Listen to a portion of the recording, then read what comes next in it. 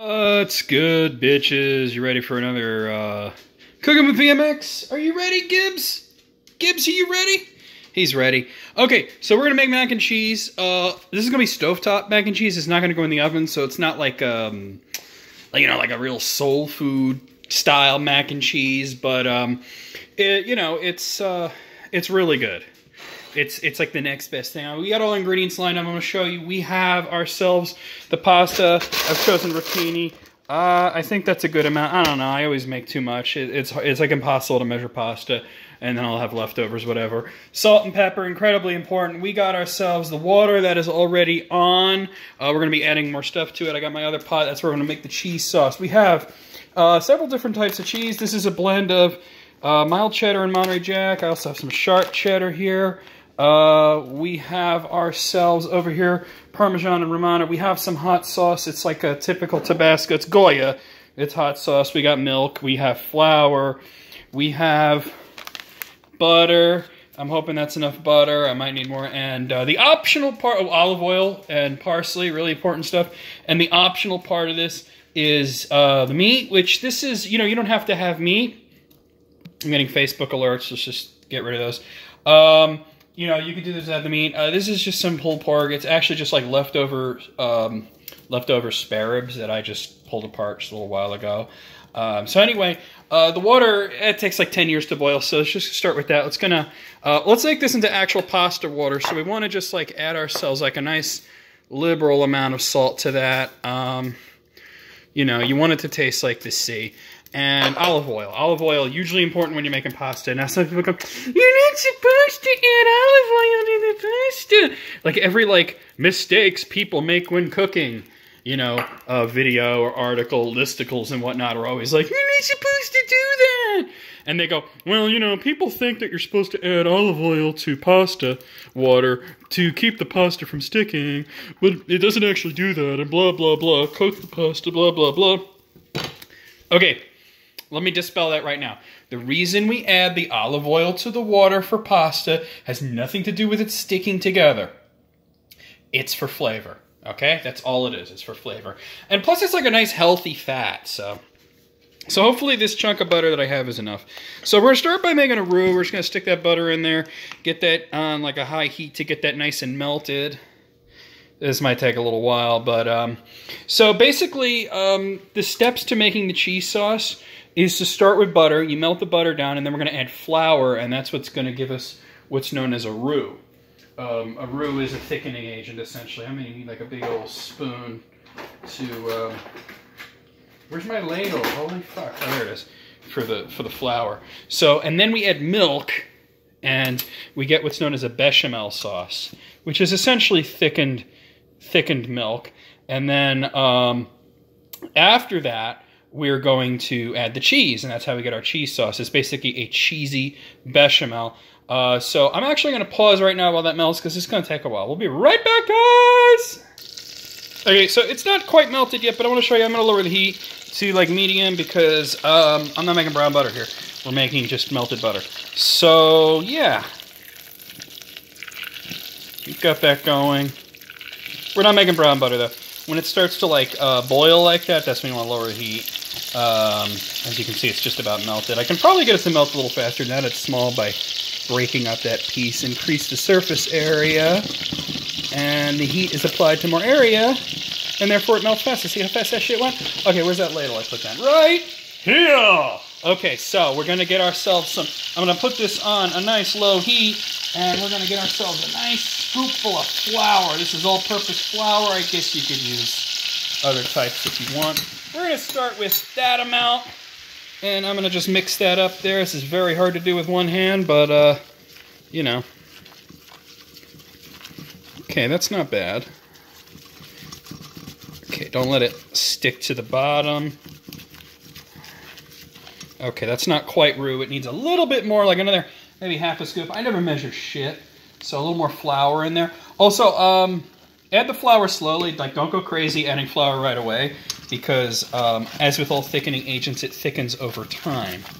So once you have like this consistency, that's when you're ready to go. So we're just going to go ahead and pop the milk in there. Let's check on our water. That's just about at a boil, so I'm going to add the pasta. I don't know, it seems like a good amount. Let's see. Fuck it, we're doing it live. All right, so the rotini's in. Let me just give that a quick stir. You have no idea how hard this is to do with just one hand, but it's going to be really delicious. So we have a roux. Just mix that up nicely, and let's make it into a bechamel. So we're going to take our jug of milk, which is totally facing the wrong way, and add a little bit at a time, because if you add too much, it's kind of a disaster. But if you add too little, you could always add more, you know. So, okay, so more. Okay. All right. So basically, you're just going to like kind of whisk the milk, and you can actually use a whisk if you want. I'm trying not to look through the viewfinder because there's a slight delay on it. And if it gets too thin, I'm making a mess. If it gets too thin, you could always add like more flour to it. Although I recommend like making like a separate roux, like more flour and water in a separate pan, and then adding that so you don't get any lumps. If you add more flour to it, you're going to wind up with lumps. So unless you're really diligent about whisking it in. So we got ourselves, we're gonna need more flour. I fucked this up. All right, let's add more flour. I'm just gonna have to be really diligent about going with the spoon. Really whisk that in good. Okay, make sure to get it off the sides as well. And like I said, this is a low heat now. Move the plastic away from that anyway. So this is a low heat. It's just get rid of those lumps there by stirring it really vigorously and really fast. Okay, so just stir up the pasta as well. I don't want none of that sticking to the bottom, although it's not really a problem. Okay, so we got a nice bechamel going. The consistency is not amazing because I've added more flour, so I gotta make sure to really mix the hell out of it now, because it was too thin. You know what it was? It was not enough flour to begin with.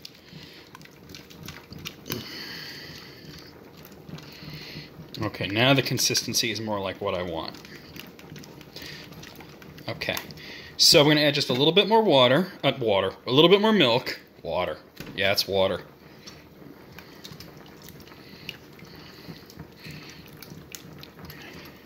You just got to go by feel. This is something that you're not gonna be able to copy this and have it come out perfect the first time. This recipe, you're gonna have. It takes practice. Like this is not my first rodeo, you guys. Okay, so now we're gonna add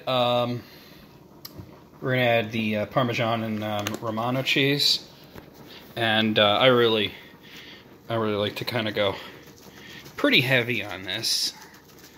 Yeah, don't be shy. I mean, it's mac and cheese, not mac and milk, you know? Not mac and butter. Okay, I'm going to raise the heat to like a low medium now. And we're going to stir in our cheeses there, as you see. And it should remain nice and thick. But if it's getting kind of too thick, like it is right now, it's a little too thick, you can add a little more milk. Just a little more. Like I said, if you add too much, you could add more flour, but alright, that's better. Okay, so now I'm going to add my other cheeses, and I have to like open the packages and shit. So I gotta pause the video. There's no way I'm gonna be able to do that with one hand. I guess I could have put it in a bowl beforehand, but you know, whatever. All right, so we'll see you guys in just half a second. Okay, I didn't stir it because I wanted you guys to see the amounts of cheese I put in. Now we're gonna stir this in. Now we're gonna need more milk, a little more milk. Okay, and we're going to stir that in until it's, you know, like homogeneous. And that's why I turned the heat up a little. It's going to help the cheese melt in. And you got to really go by color. Now the lighting is a little weird here, is that the color looks different on the video than it does IRL, you guys. But I don't know if that's going to really come through. It it looks a little more yellowish IRL. But just stir until you don't, you know, until it's all one color, just fully constituted. And I'm going to add a little more milk because, you know, just a little bit this time. I like it thick. But the thing is, you want it to be like less thick than you want it, because as it sits on the heat and cooks, it gets thicker. It reduces down, and as the flour heats up, it becomes thicker. Okay, so now it's kind of homogeneous, and we're going to add a little parsley here. So let me get the... Oh god, I got to open this parsley thing with one hand. I don't want to pause the video just for parsley. Oh, here we go, here we go. I don't want to drop and break the thing, you know? This is actually fresh parsley that was... Well, it's dried parsley, but it's like parsley that we grew and dried out. So, that's pretty cool. Got a little sprig there. Okay, so let's stir that in. That's a really good consistency. And here's the secret ingredient, is hot sauce. Now, you're thinking hot sauce, but I don't want it to be spicy. Trust me, the creaminess of the cheese and the milk and the butter and all that is going to well overpower any spiciness. And since this is a vinegar-based hot sauce, it gives it a nice little tinge. Like it makes it kind of tangy, like a tangy cheese. Trust me, it's not spicy. So as you see, that's maybe a little more hot sauce. Well, actually, I should taste it before I say anything about that. So let's just taste this real quick. Let's taste that. Nah, see, it doesn't need more hot sauce. Now, actually, the one thing it kind of does need is a little bit of salt. So I'm going to add a little salt. And I want some black pepper in there, too. Gotta get this thing open. Oh, God, this is so hard to do with one hand. A little black pepper in there. That should really shape it up a little well. And you can add other things. You can add, like, onion powder, paprika, all kinds of crazy white people shit. I'm trying to keep it kind of classic here. All right, now let me taste. Okay. Yeah, it's really good. So I'm actually going to turn that on the lowest possible heat, because now we got to pay attention to our pasta, which is at a nice rolling boil and has been for quite some time. And I just dropped it. Yeah, I know, I dropped something, Gunny. I know. Gunny gets all freaked out. It was just a Tupperware lid, dude. But he had to alert me. He's like, you dropped something! You dropped something! You dropped something! Except he's saying it in, like, dog. So I'm actually, because I don't want the bottom of that to burn, I'm actually going to take it off the heat for now, because I'm sure this isn't going to be much longer. Okay, so let's stir that up and see if it's ready to eat. A nice al dente pasta. I'm going to taste it, see if it needs any more salt or anything. No. It doesn't need more salt. It's actually perfect, and it's fully cooked. Now, there's no way I'm going to be able to... Well, maybe. Let's try it. Let's try and drain it one-handed with the camera.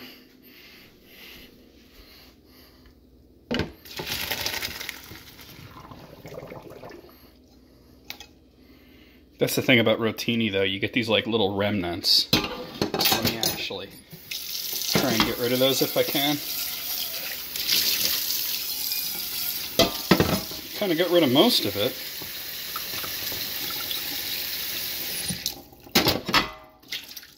There we go. Okay.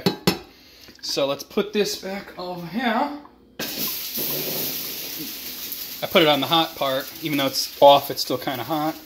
Alright, so you guys know how to drain pasta, right? I mean, it's not like a rocket science. You don't even have to shake. Honestly, you could just let... Oh, well, those are gone. You could just let it sit there until it's good. That's because of the freaking lag. But I'm hungry, so... Alright, so we're gonna... What? We're gonna put this in here. Oh, yeah.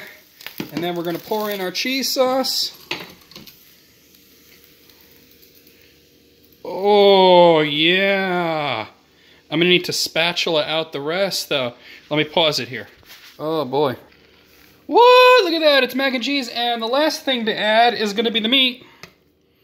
Although, technically, I could have added the meat to the... cheese sauce. I did that last time with some beef, and it was kind of weird because the beef all sank to the bottom of the cheese, and it like stuck to the bottom of the pan, so it's kind of a major issue. So here we have its pulled spare rib mac and cheese, I guess. The last time I made it was hamburger mac and cheese, and as you see, It's not like a soul food mac and cheese where it's baked in the oven. Although that, I mean, if you wanted to, you can, you know, if you made a large amount of this, you can pour it into a casserole tray, top it with breadcrumbs or something like that, and maybe slices of cheese or like shaved Parmesan or something. Bake it in the oven till the top's nice and crispy, and that would be really good too. But this is like a, you know, this is a pretty no fuss, no muss 2-pan meal here, and I'm dropping pork all over the place here, so that's not good. Also, the pork was not heated up, so I want it to like sit in the sauce before I eat it.